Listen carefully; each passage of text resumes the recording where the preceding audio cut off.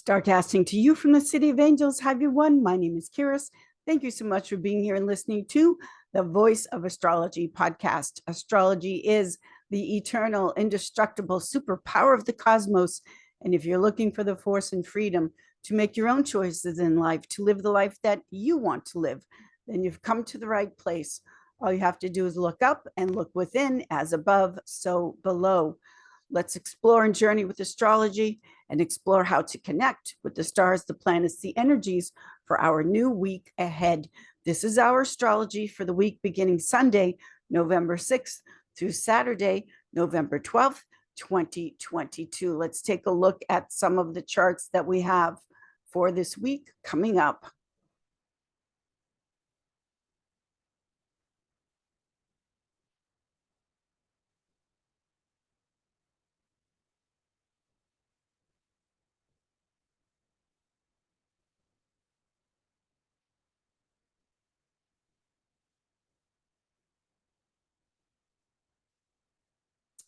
Okay, so we're starting off the week Sunday, November 6th, and Saturn is standing strong in his home sign. Saturn is in Aquarius, now moving direct. And on this Sunday, we've got Venus, the Sun, Mercury, all in Scorpio, ruled by Mars. Mars is retrograde in Gemini. Now, along with this Venus, Sun, Mercury in Scorpio, which Saturn, and Saturn is the OG, the original gangster. Saturn is the one that says, no, you're not going any further. And Saturn is standing strong. He's in his domicile, his home sign. Now, along with this happening here, we've got the Sun, Venus, and Mercury. They're all huddled around what's called the transiting south node that we have right now, the tail of the dragon in Scorpio. Venus is cranky. She's not happy when she's in exile. Venus is not functioning effectively when Venus is in a Mars-ruled sign. Venus is all about wanting to get along, the harmony, the relationship, the love. When she's in Scorpio, her exile, the furthest away from her natural home placement. Venus is at home in Taurus and in Libra. Venus at her best is all about the peace. She wants harmony. She wants to get along. And of course, she wants love and relationship. Now, Venus on that south node with Saturn standing strong in his castle, making a square. This is a love gone cold. Saturn in Aquarius. Aquarius is February, end of January, February. That is the coldest time of year. It's ice. It's analytical. It's intellectual. It's the mind blocking the heart. And Venus is on the south node. So this sense of loss, of release, of where is the love? This is one of the main components, astrological energies, that we are starting the week off with. Now, the Sun in Scorpio, ruled by Mars. Mars is retrograde in Gemini. The Sun in Scorpio, also on the south node. This is such a feeling of vulnerability, sensitivity. Why? Because not only is the Sun our life force and vitality, but the Sun is our defense mechanisms, how we want to be seen and valued. And when the Sun is on the south node, you've got to be careful of not being your own worst enemy. The south node is a drain. It's a weak link. It's where the potential of undoing can take place. I said the potential. I didn't say a definite prediction. We're looking at the energies and how we connect and explore to them. Then we have Mercury in Scorpio. Now, Mercury is the mind. It's communication, thinking, how we take in energy, how we process it, and then how we communicate it back. When Mercury is in Scorpio, that's a detective's mind. That can be an overly suspicious mind. Keep in mind here, it's on the south node. So as I'm interpreting these astrological placements, we can't take out the factor that we're looking at fixed water Scorpio, passionate, intense, strong likes and dislikes, determined, enduring. We can't take out the factor that they are all hovering around the south node, the tail of the dragon. That is a sense of loss with that square by Saturn, which is cold, and Saturn saying, no, you're not going further. Saturn says no before it says yes, if at all. Now, on the other side of this T square, as we're starting off the week, we have the North Node in Taurus, ruled by Venus, Venus now in Scorpio, and we have the outer generational planet Uranus retrograde in Taurus. So all of this very unsettling, erratic, what is there to hold on to cling to? All of this energy here is that you go to the dignity, the strongest dignity. And the strongest dignity is Saturn in its home sign. What does that mean? It means you stick to the routine, you stick to the tried and true. You hold on to Saturn, what is real, what is grounded, what is real. You put your feet on the ground, go outside, go for a walk, hold on to a touchstone or something like that. But this is not the kind of energy to be making out of the blue, life-changing decisions that one won't stick and are not realistic for this Sunday. We're looking at the energy for November 6th, Sunday, as we're starting off the week. Now, along with that, we're in waxing gibbous moon phase. We are approaching, as everyone knows, the full moon eclipse in the sign of Taurus, which I will get to. So the intensity, the energy, it's growing, it's increasing. The light of the moon is increasing and everything is amped up. Along with this, we have the moon in Aries. Now, the moon in Aries, the moon's trying to make deals and promotions all over the place. Why? Because when it comes to sales and Barnum and Bailey promoting things, that Aries can do like nobody's business. It's great at selling and promotion. And we've got the moon here. And the moon is what we want and need. And when the moon, which is never settled in a fire sign, the moon likes to be in water or calm earth. But when the moon is in a masculine, go get him tiger fire sign, especially like Aries, which is selfish, then we see the moon today all over the place trying to promote and make deals. The moon in Aries makes a sextile aspect to Saturn in his castle. Saturn says, maybe, not sure yet. We'll see. You're waiting on me, not the other way around.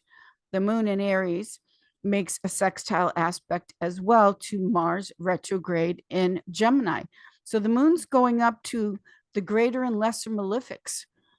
Mars and Saturn, can we make a deal here? Because I, the moon in Aries, am not feeling like I'm getting what I want fast enough. And I want it, and I want it now. Every sign has a positive and a challenging side to it. Aries at its best is courageous and fearless in a sense of I am, but Aries in its challenging component is me, me, me. It's all about me. And I want it now. I want it yesterday. Selfish, and it's all about you is not the way to go, because you're putting forth effort to make deals and promote in such a way that it won't come to anything. The moon in Aries also makes a square to Pluto in Capricorn. This is about looking at and feeling the deepest fears that potentially control you. Pluto in Capricorn. Capricorn is all about going to the top of the mountain and achieving success. That's what Capricorn does. So when The moon, which is in Aries, the baby and selfish, all about me, makes this square 90-degree angle to Pluto in Capricorn. And Pluto in Capricorn is showing, demonstrating the fears that you're not a success. You won't get to the top. You won't achieve what you want to achieve. The moon in Aries is having a temper tantrum about that, because when we look at the moon in Aries, or just fire in general in astrology, fire wants it fast, doesn't have the patience.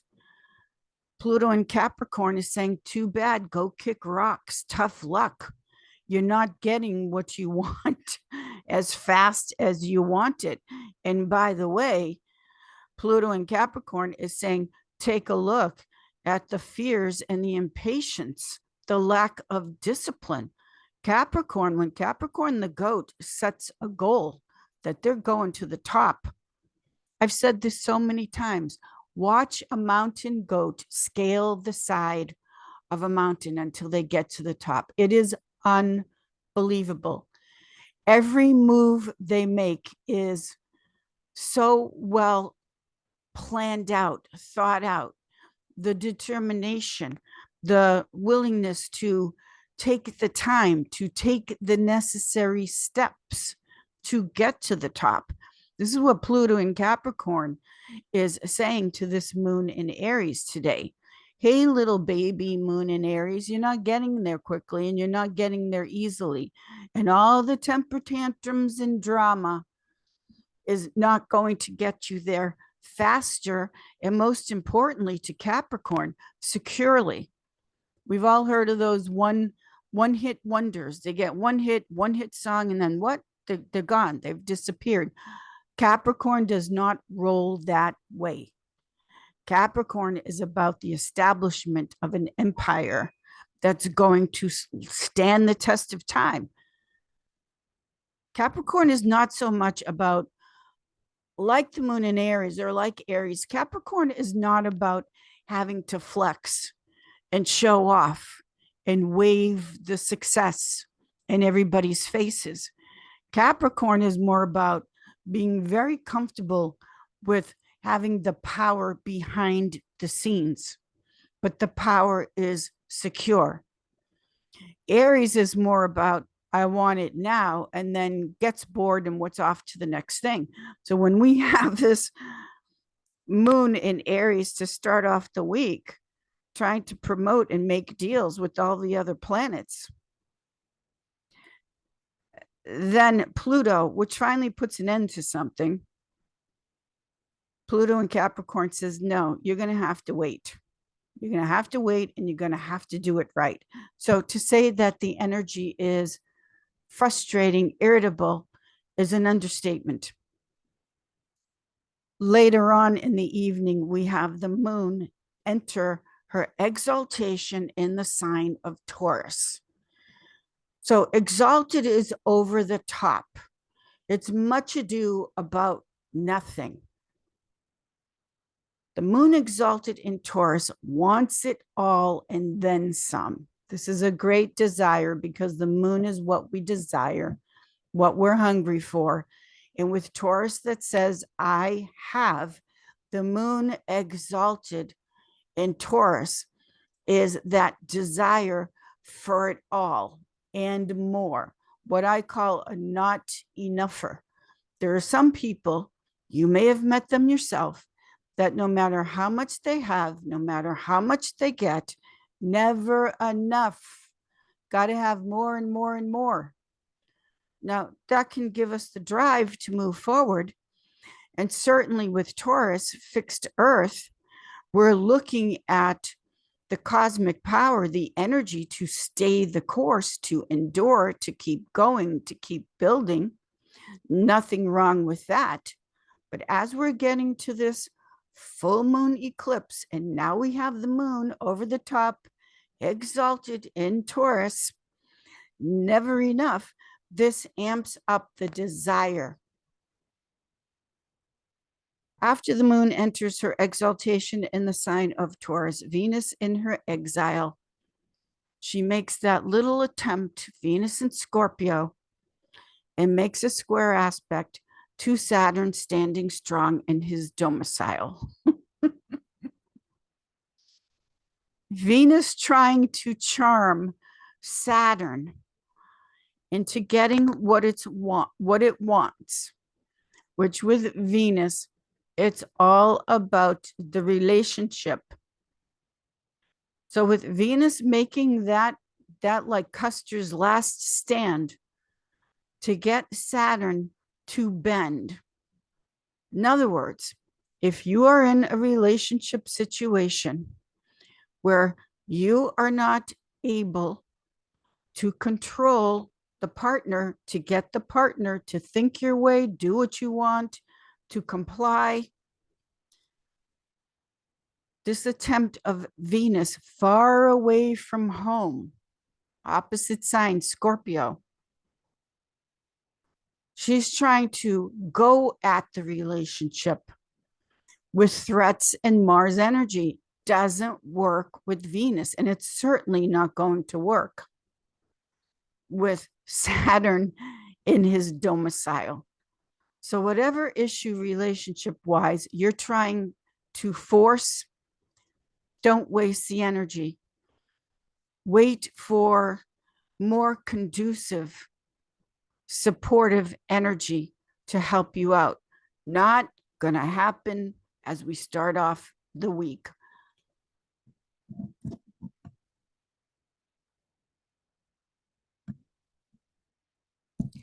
For Monday, November 7th. On Monday, November 7th, depending on your time zone, beside the moon entering Taurus, exalted in Taurus, and Venus picking a fight with Saturn in Aquarius, there aren't any planetary aspects. Those are the two aspects that I just covered for Sunday. It depends on the time zone.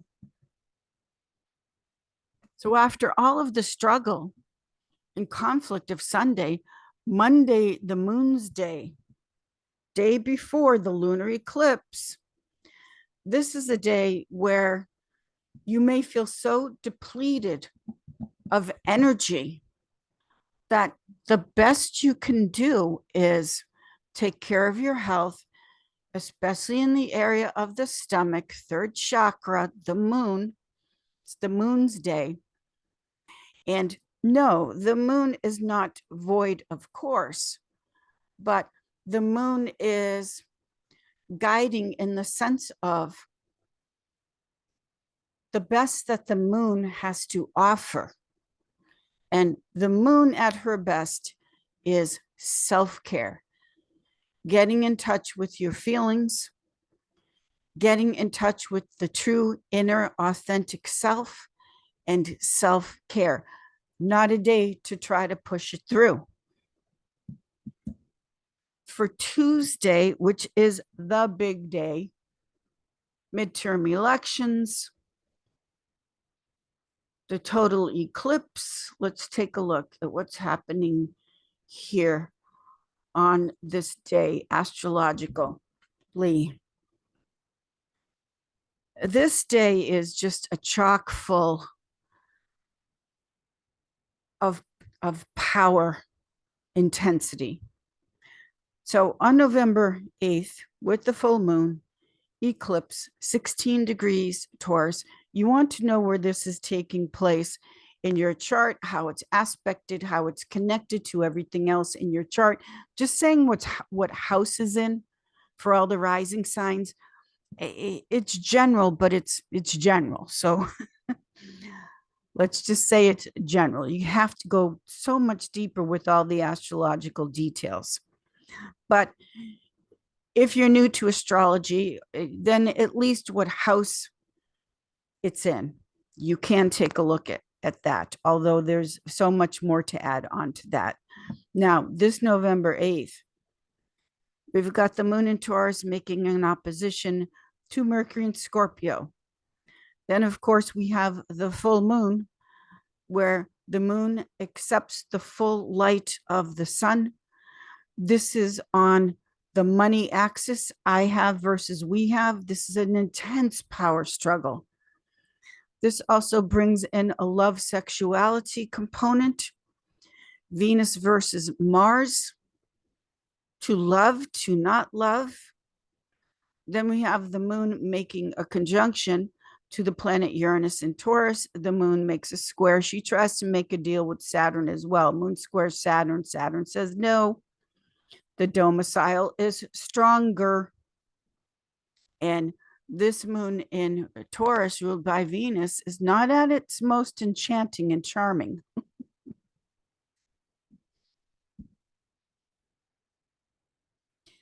The moon in Scorpio makes a conjunction to Mercury. I'm sorry, the sun in Scorpio makes a conjunction to the sun in Scorpio makes a conjunction to Mercury in Scorpio. Then the moon in Taurus makes an opposition to Venus in Scorpio. Moon in Taurus makes sextile to Neptune in Pisces. Mercury in Scorpio makes an opposition to Uranus in Taurus. And then the moon in Taurus makes a trine to Pluto in Capricorn. So this is all over the place. So many aspects. The name of the game, the bottom line is power.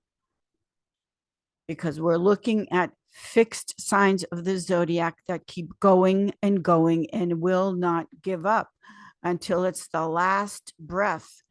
Taurus, the bull, Scorpio. This opposition aspect that we're looking at, so many of them. This is a fight to the death, to say the least. It's a fight to the end. And it's about who is controlling the power.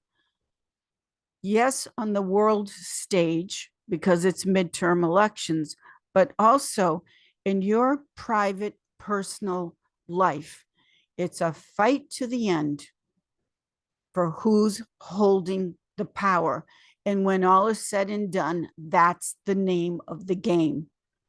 People fear anything having power over them because the fear is you'll hurt me, harm me, potentially destroy me with that power. That's a part of what the power struggle and the fear of someone having more power than you is all about. And we're looking at two formidable signs of the zodiac. It takes a lot to ruffle the feathers of Taurus, just generally speaking. Typically, Taurus, the bull, Elsie, the cow, they're out there in the pasture, in nature, just all chill and calm. You don't bother them, they don't bother you.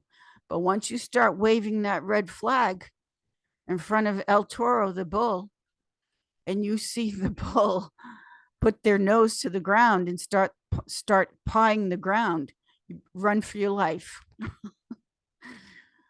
Because that's a full-on charge to the end. And then, of course, with Scorpio, where we, with Scorpio, have all of this subversive, covert power moves and plays.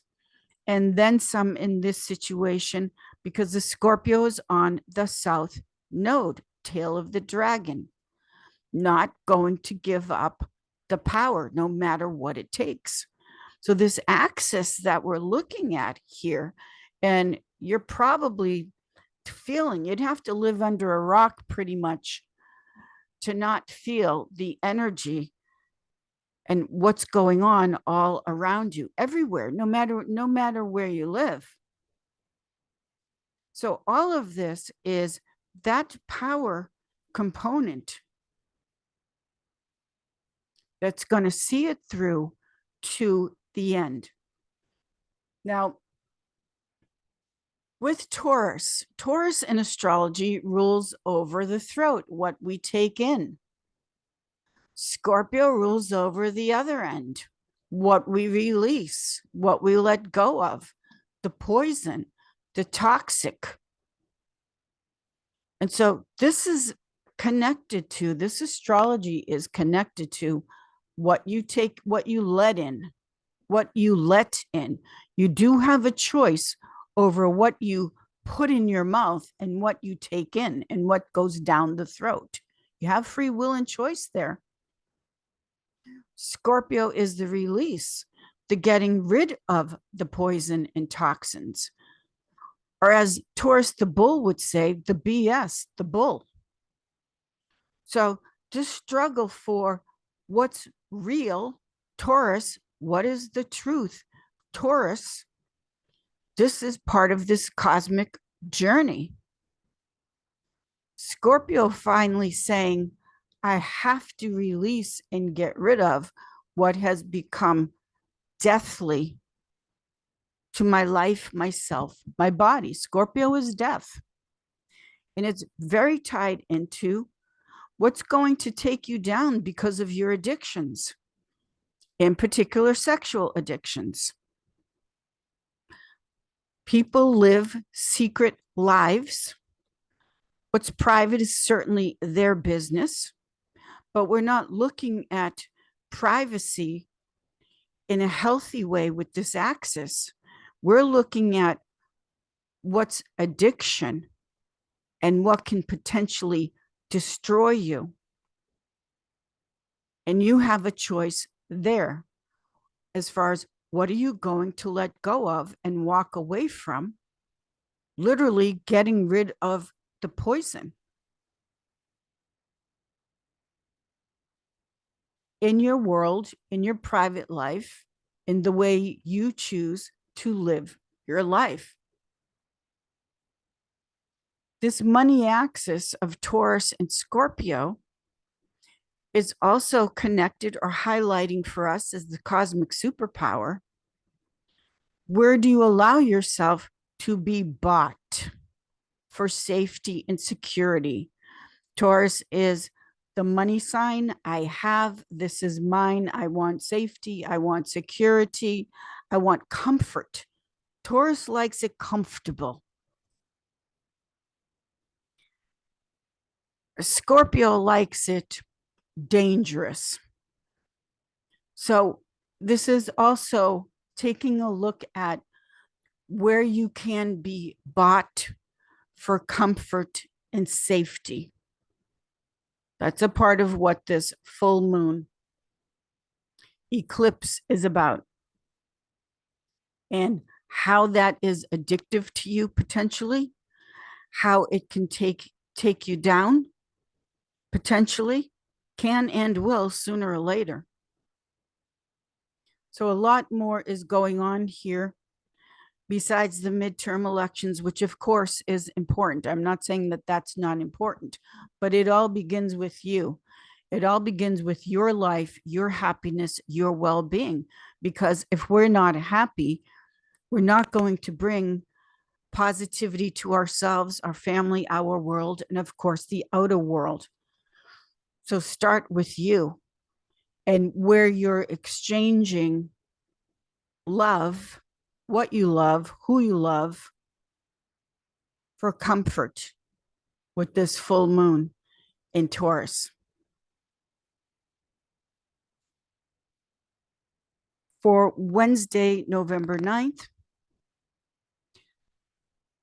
we have the sun in Scorpio making an opposition to Uranus in Taurus. Now, Uranus is a divorce planet. Uranus says bye-bye, and it can be very suddenly and unexpectedly. No warning. See you later. There's no power like the power of goodbye. To simply walk away, say, I'm not playing the game anymore. I'm out. Bye-bye. Divorce. See you later. Divorce from a job, divorce from a friendship, a partnership, divorce especially from a money situation, because we're looking at the money signs. Scorpio, inheritance, taxes, investments, collaborations, advertisers. That's Scorpio, merged money. Scorpio is also the money of the partner. In the derivative astrology house system, the 8th house is the house of your partner's money. Taurus is your natural talents and abilities that you were born with. some people, they just have the knack for certain things. Yes, of course, we can develop talents and abilities and bring it to a pretty good level. But you've all known people and yourself in your lives where it's like they just have the knack. They just have the knack. So the other thing with this full moon and just the scope of the week and what we're looking at for November 9th is to be connected to put the spotlight on, full moon spotlight on what talents and abilities do you have that you were born with. And as an astrologer, I find it very interesting that so many times in an astrology chart, I will point out to someone, you have a talent for this, a gift for that. And because it comes so naturally to the person, they don't even think of it as something that they were just born with. They've got the knack. Some people might not make any sense, but some people are just born to be stars. They have that extra, that certain something. They have that extra. They were born with it. And a lot of times, what I've seen in astrology is that people that have that can have a tendency to resist it because of not wanting to be the center of attention or shyness or whatever happened to them in childhood. But a lot of times I have seen that where I'm pointing out in the chart, which is a map, it's your wiring. Do you know you have a gift for this, a gift for that? Do you know that you're a star? So why I'm pointing this out with the charts is because explore that with this whole week. And of course, the total eclipse. The eclipse is eclipsing something out of your life. It's got to go, like the blocks. The moon is what you love, what you truly want before you've been socialized and conditioned and brainwashed, as we all have. Your natural self, your true authentic self knows right from the get-go. Kids will show an inclination to what they're attracted to, what they really like, what they have a knack for. So this is another wonderful opportunity here with this eclipse pattern. And when you find what it is that you have that is of not only a natural gift, but of value, then watch the growth and flourishment and the happiness and the contentment. When the moon is full, you're happy and present in your life and feeling content because you're being true to yourself. Now, on November 9th, it does start to lighten up. The moon changes signs and goes to mutable air Gemini. And so when we have the moon in Gemini and the air element, this is the sense of freedom, movement, things lightening up a bit. We're still in full moon energy and it's still intense. Now, on the 9th, Mercury in Scorpio makes a square to Saturn in his domicile. Again, try and negotiate with Saturn. The moon in Gemini on this day is supportive with Saturn in Aquarius. So they're basically saying to Mercury in Scorpio, if you don't get out of the deep, intense, or over intense, suspicious mind where you never trust, you just think that everything and everyone is up to something, that is not going to move you forward. And everything is about the movement. Everything is always moving, period. But the moving forward in your life. So this little Mercury in Scorpio here, making a square to Saturn in Aquarius. Saturn and the moon now in air signs are saying, nah, you gotta like not think everything is so, suspicious. Not everything is so suspicious, little Mercury in Scorpio. Lighten up a bit so you can move forward. On November 10th, we have Venus in Scorpio making a trine to Neptune in Pisces. Let it out, have a good cry. Water is healing, it's purification. Just cry, baby, cry with that moon in Scorpio, with that Venus in Scorpio making a trine to Neptune in Pisces. We still have the moon in Gemini. The moon in Gemini makes a sextile to Chiron in Aries, getting more in touch with your sense of your own unique individuality. The moon in Gemini makes an inconjunct. That's an aspect of it's frustration, it's nudgy, it's aggravating. The moon in Gemini making an inconjunct to the sun in Scorpio. Those two signs don't really recognize each other. So the moon in Gemini is trying to say to the sun there, I want to be recognized. I want you to see me, sun in Scorpio.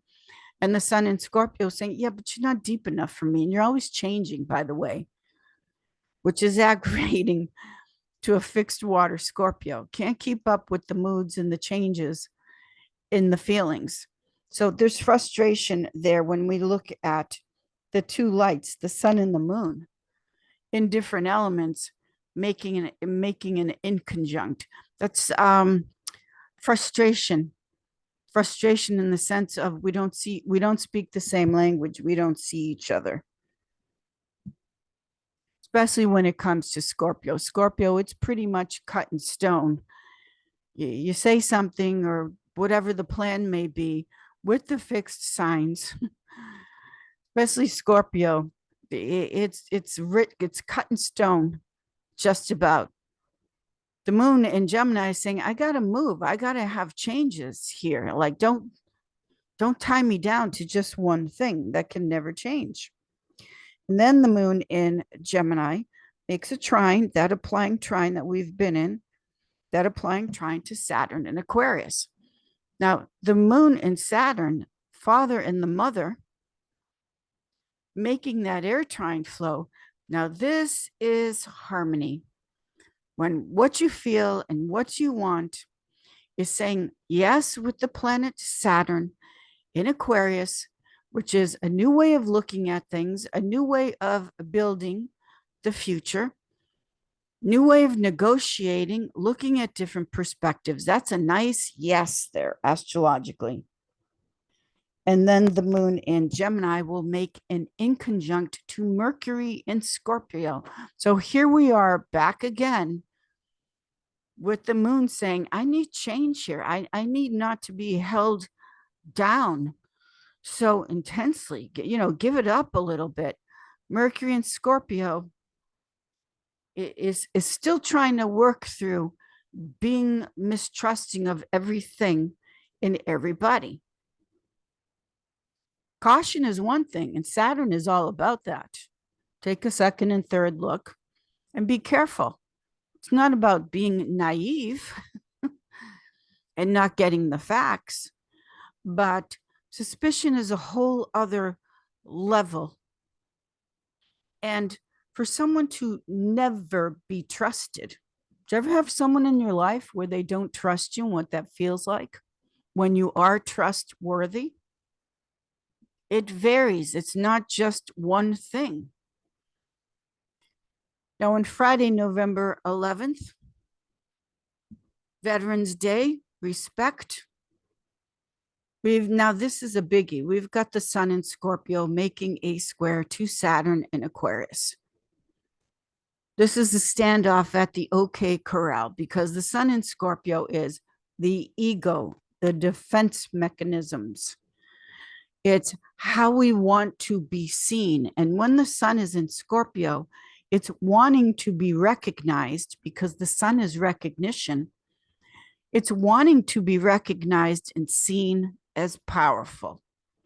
Making a square to Saturn in Aquarius that is not going to budge. Saturn says, no, you're not going further. Moon is still in Gemini, making a square to Neptune and Pisces, which can be confused emotions.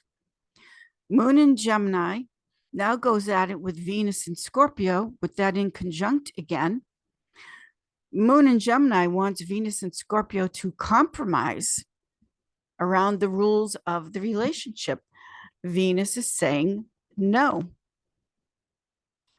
Moon in Gemini makes a conjunction to Mars retrograde in Gemini. This can be quite explosive on Venus's day, Friday the 11th. Moon in Gemini makes an inconjunct to Pluto in Capricorn. Moon in Gemini with Pluto in Capricorn is saying, can I negotiate?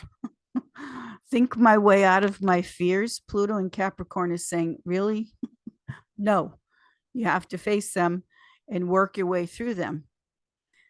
Venus in Scorpio is making an inconjunct to Mars retrograde in Gemini. Now, Venus and Mars, the two great lovers in the zodiac, they're not seeing eye to eye at all. This is if you've been doing something secretively and you haven't wanted it to come out, this is the day that it can come out in the open. Moon in Gemini makes a square to Jupiter in Pisces. This is big emotion, big over the top. I want it all and then some, because we're looking at the moon and what the moon needs and wants. And Jupiter, the kingly planet, way over the top. The thing with Jupiter is that, yes, Jupiter is good luck and blessings, but Jupiter also doesn't know when to quit. It doesn't recognize boundaries. And this Jupiter retrograde now in Pisces is at the ending degrees. Too much, overwhelming, too much addiction, too much emotion. Last degrees of the last sign of the zodiac. Let it go already. Release it. Let go of the over-the-top, unnecessary, addictive drama, which is a big part of why people get into addictions, all kinds of addictions in the first place. To just be and be centered without any of the outside distractions. That, if you're not used to that, if you do not know how to be in a state of just being, that's where the addictions, shopping, all kinds of things. And this moon square Jupiter is saying enough is enough already. It's too much, too overwhelming. Then later on in the afternoon, we have the moon going home to her home sign in Cancer. So when the moon enters her home, her castle, not only is this wonderful for self-care, but the moon at home in Cancer wants and needs the familiar, the family, the friends, the places, the home, the foods, the fragrances. Traveling out into the world and playing all the power struggle games is one thing, but there's nothing like being with your own kind, being with the familiar, where you don't have to explain what the rules are. Like going back to the old neighborhood where everybody knows your name, literally, to be around the people and the places. You don't have to explain who and what you are, the familiar, the family. This is the moon in Cancer. And after all of this drama and addictiveness and intensity, especially on Friday in relationships, all of that negotiation and conflict, as we start going into the weekend and the moon goes home, this is about surrounding yourself with the comfort of the family, the familiar, your own kind, as I call it. You know, part of the journey in astrology is not only to know thyself, but part of the journey astrologically is about connection. how to explore and connect with the stars, the energies, the planets, meaning how to connect with what is in harmony with you. When we cooperate, we move forward. When we're in harmony, we tend to move forward. When we're busy fighting ourselves or fighting everything and everybody in the outside world, that is not moving forward. It's not connection. Obviously, it's a disconnection. So as we close out this week, this historical week, as it will be, then for the moon to go home to her home sign of Cancer and to be with the familiar, whatever that means for you, your own kind, then do that for yourself. The moon is highlighting this as she is home in the sign of Cancer. Now, the moon in the sign of Cancer is the nurturing mother. Ultimately, whether you have a mom or don't, or whatever that situation is or was with your mom, ultimately, part of the cosmic superpower with the moon in Cancer is to learn how to be a great mom to yourself. You have the adult self, and then you have the inner child, true, authentic self. That's with you from cradle to grave. It's never going away. That true, authentic self inside of you, whether you acknowledge it or not, whether you choose to get in touch with it or not. How we are closing out this week with the moon at home in Cancer is for you to say to yourself, whether you had a great mom or a mom or not, you're going to be a great parent, a great mom to yourself. Do that for yourself. And then on Saturday, November 12th, we have Mercury still in Scorpio, making a water trine flow to Neptune in Pisces. Mercury finally settles down and says, Uncle, Mercury in Scorpio is okay. I'm going to stop battling outside. I'm going to have this water trine ease flow with Neptune, which is the visualization, the imagination, the creativity, everything that the mind can do. Mercury in Scorpio, of course, can go deep in your writing, in your creativity, whatever that is for you, what you want to do research with. And then the moon at home in Cancer will make a square to Chiron in Aries. So this is the balancing out, or the trying to balance out with the square aspect of what it is from the past that you want to keep and hold on to, but also with the square to Chiron in Aries is what new sense of your own unique individuality, Chiron in Aries, here I am world, newborn baby, that you want to bring into balance, but also to move forward with and express.